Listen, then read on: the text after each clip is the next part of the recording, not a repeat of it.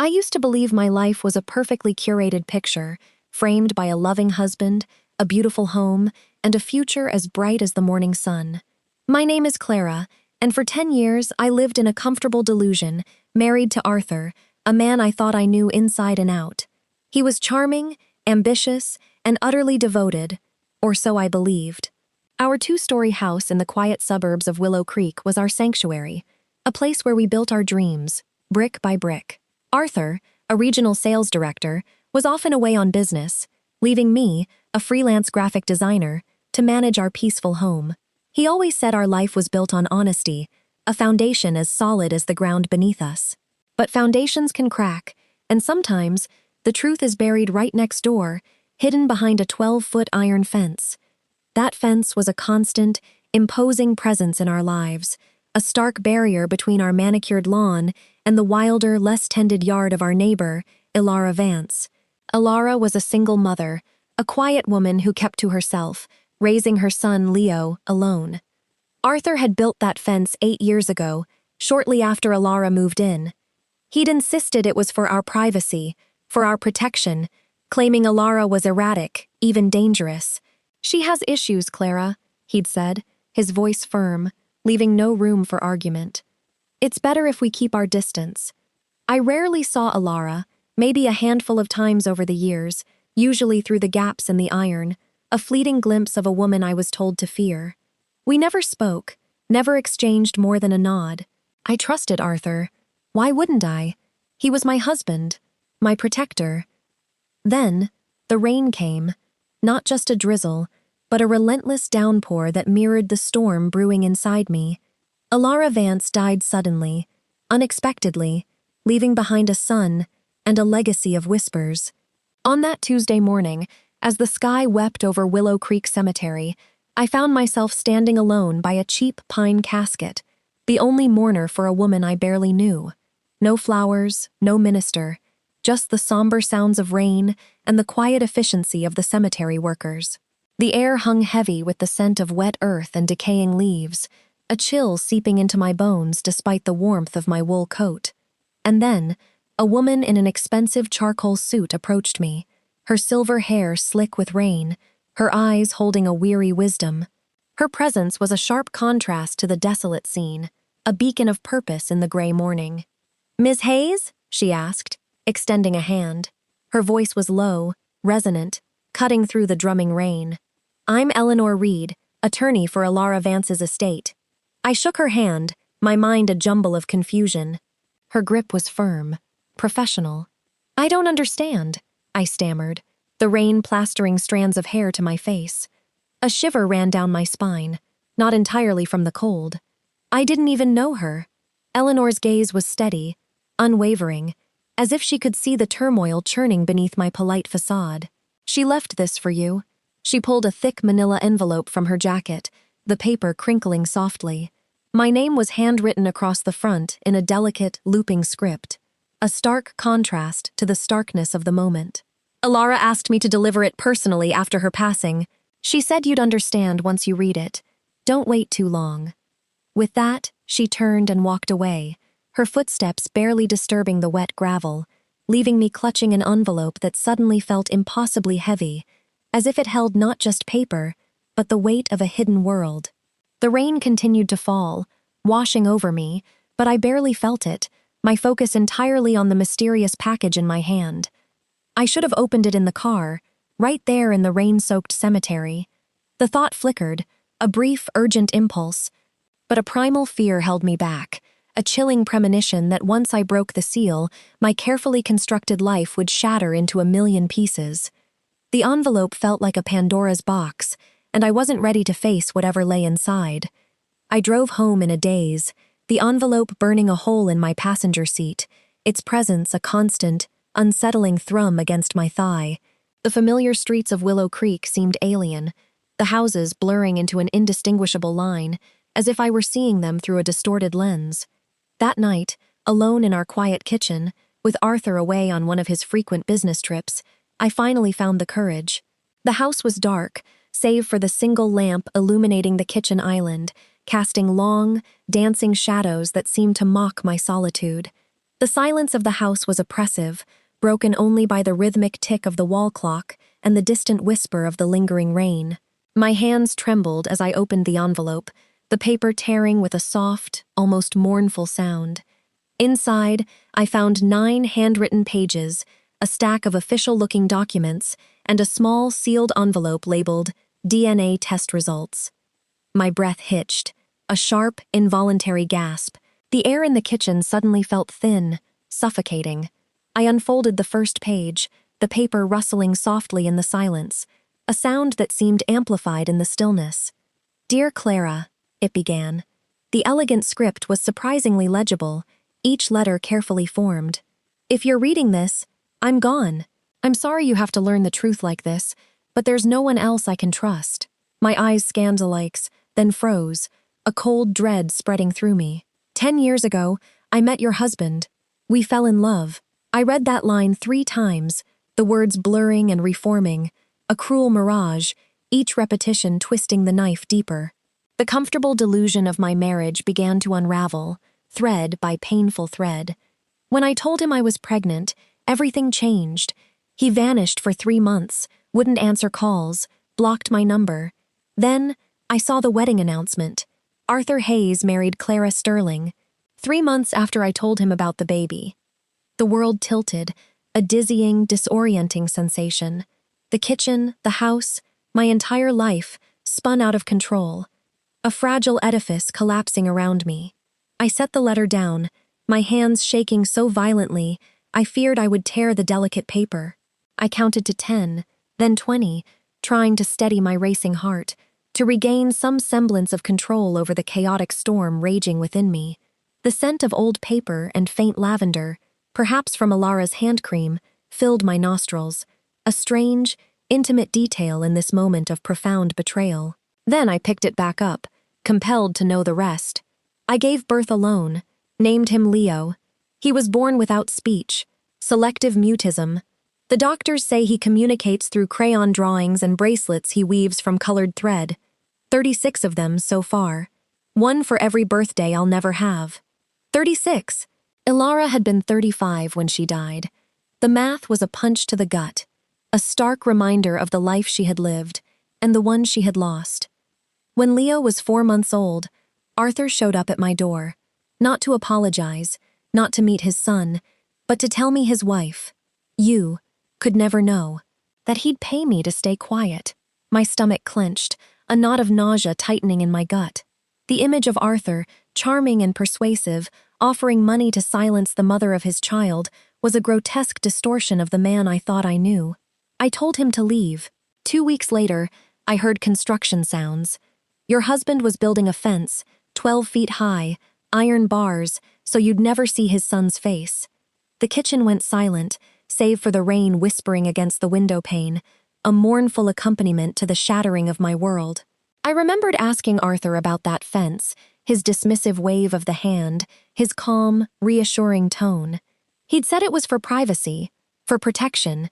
The neighbor had issues, a lie, all of it, a meticulously crafted, insidious lie, built with the very bricks of my trust. I lived behind that fence for 8 years, Clara. I watched you through the gaps, wanted to tell you 1,000 times, but I had Leo to protect, and your husband made it clear if I spoke, I'd lose everything. He had lawyers, money, connections. I had a mute 8-year-old and 2 minimum-wage jobs. A wave of nausea washed over me, a bitter taste rising in my throat. The sheer audacity, the calculated cruelty of Arthur's actions left me breathless. But I'm dying now. Medication complications. The doctors say, though I've been healthy until 6 months ago, until I refused Arthur's latest check, until I told him I was considering going public. I'm not paranoid, Clara. I'm a realist. And I'm leaving you this letter because you deserve to know who you're married to. The implication hung in the air, chilling and undeniable. Had Arthur played a part in her illness, her death? The thought was a venomous seed, taking root in the fertile ground of my newfound suspicion. The documents were in the envelope, she wrote. The DNA test I paid for 2 years ago when I started getting sick. Arthur's coffee cup from a cafe. Leo's cheek swab. The results are clear. My hands, which had been shaking uncontrollably, suddenly stilled, a strange, unnatural calm descending upon me. The kitchen was eerily quiet. The only sound was the rain and the whisper of paper as I unfolded the DNA results. Clinical white paper, official letterhead, numbers that didn't lie. Probability of paternity, 99.99%. Leo Vance, 8 years old, born without speech, who communicated through crayon drawings and hand-woven bracelets, who I'd seen only through gaps in the fence Arthur built, was my husband's son, the mute child, the dangerous neighbor's boy, the reason for the 12-foot barrier. Not dangerous, just evidence. I stared at the numbers until they blurred, until the ink ran together in a black smear, my vision swimming with unshed tears. Arthur Hayes, 38, who'd worked his way up through charm and carefully constructed lies, had a son he'd hidden from me for 8 years. A son he'd built a fence to erase. The betrayal was a physical ache, a searing pain in my chest. But that wasn't the end of Alara's letter. I turned to page 2, and the words froze my blood, turning my veins to ice. But that's not Arthur's only crime. Page 2 began with 3 words that made 10 years of my marriage collapse into dust, leaving behind only rubble and ash. The fence was mine. I stared at Alara's handwriting until the letters blurred and reformed and blurred again, my mind struggling to process the impossible. I read the sentence 4 times, each repetition deepening the sense of unreality. Then I kept reading, because stopping felt more dangerous than knowing, more terrifying than facing the full, ugly truth. The fence wasn't to protect you, Clara. It was to hide my son's face. Leo looks exactly like his father. Same eyes, same jawline, same left eyebrow that lifts when he's confused. Anyone who saw him would know immediately. So Arthur built a barrier, 12 feet of iron, and he used your money to do it. My stomach dropped the way it does in an elevator that falls too fast, that hollow, sickening plunge where your body understands something before your mind catches up. A visceral reaction to a truth too monstrous to comprehend. September 2017. You signed the permit yourself. Account number 447-78832. Your father's inheritance, the one he left you when he died that spring. My father's inheritance? The money he'd left me, his only child, to build a future, to secure my independence, a legacy of love and foresight. Arthur had convinced me to invest it, to let him manage it, to trust him implicitly, his words smooth as silk, his promises glittering like fool's gold. Arthur told you I was dangerous, that I'd been harassing him, making threats. It was a lie. I'd never spoken to you, never approached your house. The entire story was fabricated so you'd approve the construction. I remembered that day with a sickening clarity, the memory returning with the particular sharpness of things that, once understood, reveal their true, sinister nature. The sun had been bright, streaming through the living room window as Arthur sat beside me, his arm around my shoulders, his voice laced with concern. He'd been so convincing, so concerned for my safety, for our peace of mind. He'd shown me fake emails, fabricated police reports, all designed to paint Alara as a troubled, obsessive woman, a threat to our idyllic life. And I, naive and trusting, had signed the permit, unknowingly funding my own betrayal, building the very cage that held my husband's secret, a monument to his deceit. The pen had felt heavy in my hand, the paper crisp beneath my fingers, and I had dismissed the faint tremor in my gut as mere anxiety. Now, I knew it was a warning. The rest of Alara's letter detailed years of manipulation, of Arthur's calculated control. He'd isolated me, subtly turning me against my own family and friends, planting seeds of doubt about their intentions, making me believe he was the only one I could truly trust. He'd managed my finances, my social calendar, even my opinions, gently guiding me towards his preferred viewpoints, eroding my independent thought. He'd slowly, meticulously, chipped away at my autonomy, leaving me utterly dependent on him, a prisoner in my own home, behind a fence built with my own money, a gilded cage I hadn't even realized I was in. The air in the kitchen grew cold, despite the warmth of the lamp, and I shivered, a deep, bone-chilling cold that had nothing to do with the weather. As the first rays of dawn crept through the kitchen window, painting the room in hues of soft gray and pale gold, I finished reading. The DNA results, the bank statements, the forged documents, all of it laid bare the monstrous deception I had been living. The weight of the truth pressed down on me, heavy and suffocating. Arthur wasn't just a cheating husband. He was a master manipulator, a thief, a man who had stolen my inheritance, my trust, and 8 years of my life. He had used my love, my loyalty, to build a fortress around his lies, a fortress that had now crumbled to dust. My first instinct was to confront him, to unleash the fury that raged within me, to scream until my throat was raw.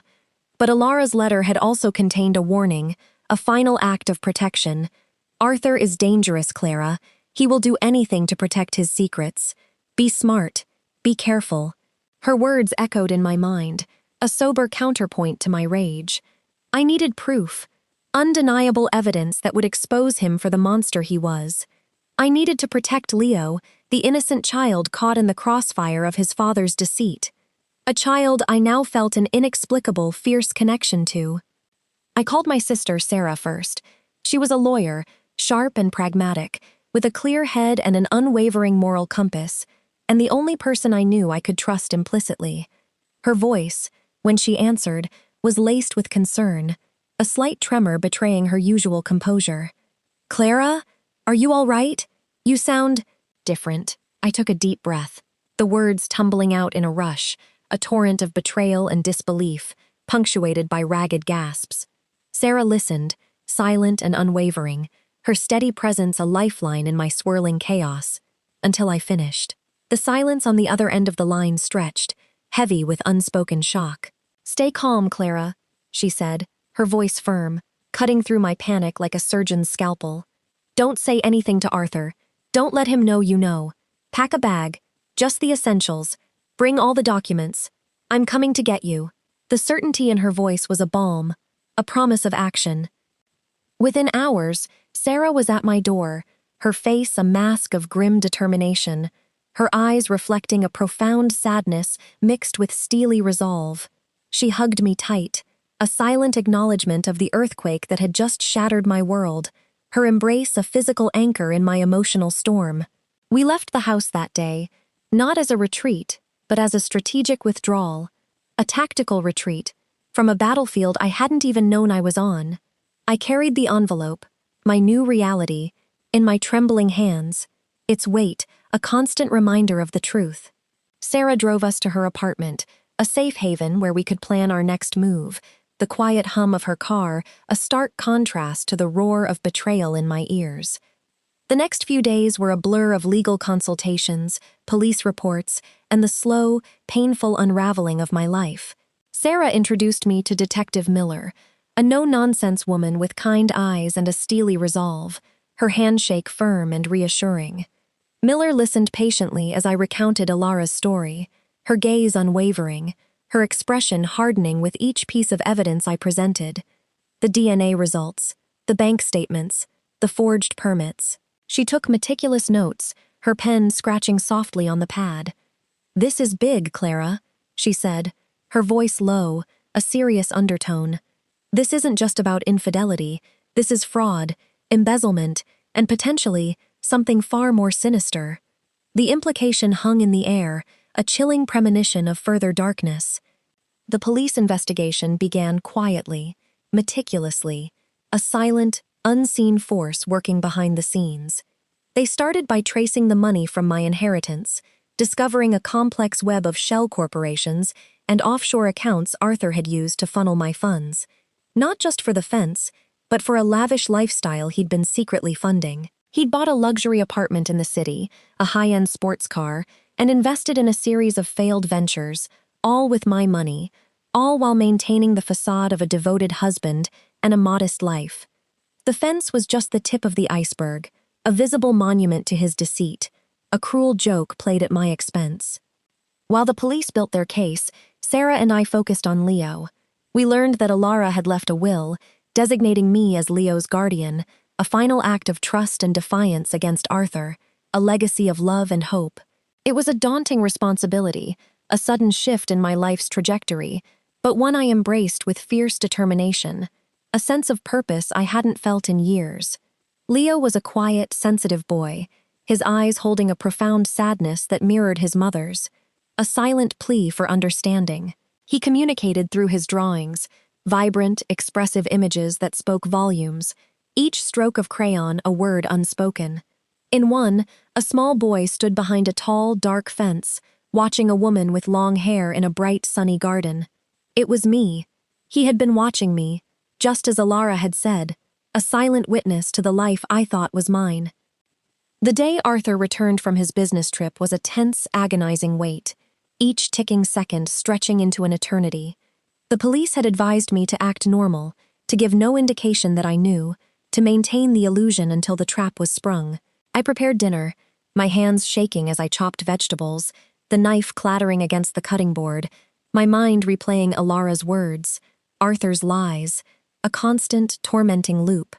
When he walked through the door, his usual charming smile in place, his briefcase in hand, I felt a surge of revulsion so strong it almost choked me, a bitter taste rising in my throat. He kissed my cheek, oblivious, his lips brushing my skin, and asked about my day, his voice smooth and familiar. I forced a smile, a hollow echo of the woman I used to be, my heart a cold, hard stone in my chest. The confrontation came the next morning. Detective Miller and her team arrived at our house, a quiet, efficient procession that shattered the illusion of our perfect life, their presence a stark contrast to the suburban tranquility. Arthur's face, when he saw them, drained of all color, his charming facade crumbling in an instant. He tried to bluff, to deny, to charm his way out of it, his voice rising in indignation, but the evidence was overwhelming.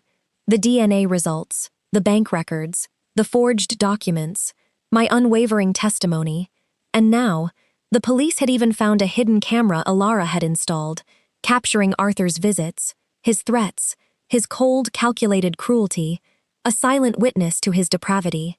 He was arrested, his carefully constructed world crumbling around him, the handcuffs clicking shut with a finality that echoed in the sudden silence of the house. The news spread like wildfire through Willow Creek, a scandal that ripped through the quiet community.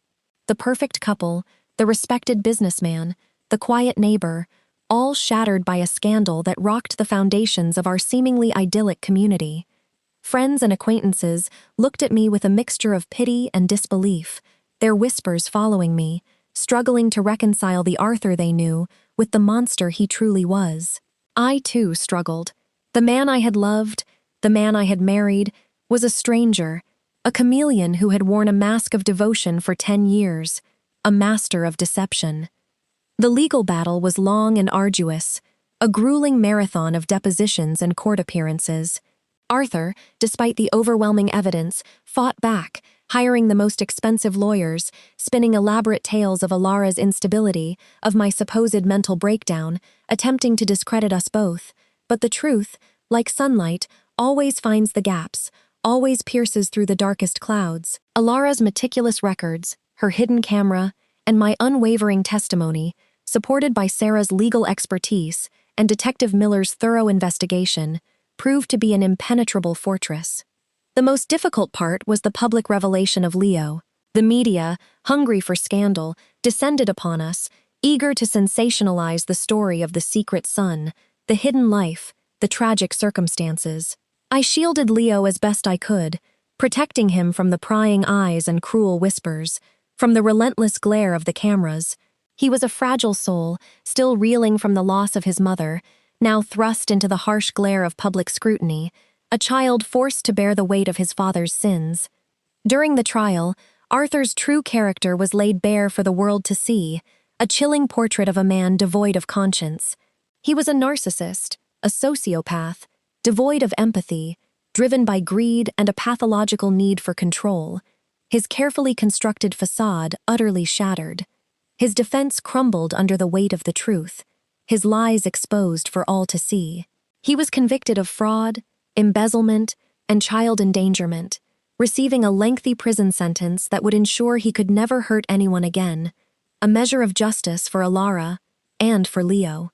With the legal battles behind us, the real work began, rebuilding my life, rebuilding Leo's, and finding a way to heal from the deep wounds of betrayal.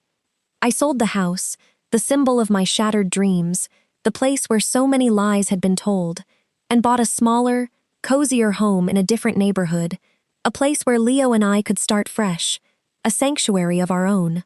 The 12-foot iron fence was torn down, replaced by a vibrant garden, filled with sunflowers, Alara's favorite flower, their bright yellow petals a symbol of hope and resilience. Leo began therapy, slowly, painstakingly, finding his voice through art and, eventually, through words. It was a long process, filled with setbacks and triumphs, small victories celebrated with heartfelt joy. He was a brilliant, sensitive boy, and with love and patience, he began to bloom, his spirit unfurling like the petals of a flower. He drew pictures of Alara, of us, of the sunflowers, his world slowly filling with color and hope, his drawings becoming more vibrant, more expressive. He started weaving bracelets again, not just for his mother, but for me, for Sarah, for Detective Miller, each one a tangible symbol of his growing connection to the world, a thread of hope woven into his new life. One day, almost a year after Arthur's conviction, Leo spoke his first words to me. We were sitting in the garden, surrounded by the golden glow of the sunflowers, their faces turned towards the sun. He held up a newly woven bracelet, blue and yellow, his small fingers still clumsy but determined. A tiny masterpiece. "For you, Mama Clara," he whispered, his voice soft, hesitant, but clear as a bell, a sound more beautiful than any music. Mama Clara. The words resonated deep within me, a balm to my wounded soul, a profound sense of belonging. I pulled him into a tight embrace, tears streaming down my face, a mixture of joy and profound gratitude, the warmth of his small body a comfort I hadn't realized I craved. My relationship with Sarah deepened into an unbreakable bond. She was not just my sister, but my rock, my confidant, my fiercest advocate, a constant source of strength and wisdom. We also became close with Detective Miller, who, after the case, became a trusted friend, a quiet presence of strength and support, her visits a welcome comfort. I also started a foundation in Alara's name, the Vance Legacy, dedicated to helping single mothers and children affected by financial fraud and domestic abuse. It was a way to honor Alara's memory, to turn her suffering into a source of hope and healing for others, to ensure her legacy was one of strength, not sorrow. The restitution from Arthur's seized assets, combined with generous donations, funded the foundation, turning blood money into a force for good, a beacon of light in the darkness. Years passed. Leo thrived. He excelled in school, his intelligence and creativity shining brightly, his curiosity boundless. He continued to draw and weave, but now his words flowed freely, a testament to his resilience and the power of love, his voice strong and clear. He called me Mama Clara, a name that filled my heart with warmth and purpose, a constant reminder of the family we had built. He still made bracelets, each one a story, a memory, a hope, a tangible thread connecting him to his past and his future. One evening, as the crisp December wind rustled the last sunflower petals in our garden, their golden heads bowing in the twilight, Leo and I sat together on the porch swing, the Crystal Award from the Willow Creek Community Foundation resting between us. He had received it for his art, for his advocacy for children with selective mutism, for his courage, his small hand tracing the engraved letters of his name, his face alight with pride. "Dr. Evelyn says I'm doing really good," he said, his voice strong and clear, a testament to his journey. "Really well," I corrected gently, a smile playing on my lips, my heart swelling with pride. "And yes, you are." She says talking about hard things makes them smaller. She's right. He was quiet for a moment, watching a cardinal land on a sunflower stalk, its bright red plumage a vivid splash of color against the muted winter landscape. Then he reached into his pocket and pulled out colored thread, blue, yellow, red, green, the vibrant hues a promise of new creations. "I want to make another bracelet," he said, his eyes sparkling with an idea. I watched as his small fingers began to braid, the movements more confident, more precise than before, the pattern tighter, more intricate. He worked in silence for 10 minutes while the December sun dipped lower, painting the sky in shades of orange and purple. When he finished, he held it up, the 38th bracelet, a new addition to his collection. He placed it in my palm, its warmth a comforting presence. I looked at it next to the 36 faded ones on my wrist, the ones from his early years, and the 37th he'd made for me when we first moved into our new home, each one a chapter in our shared story. "This one is different," Leo said quietly, his gaze steady. I tied it on my wrist beside the others, the threads soft against my skin.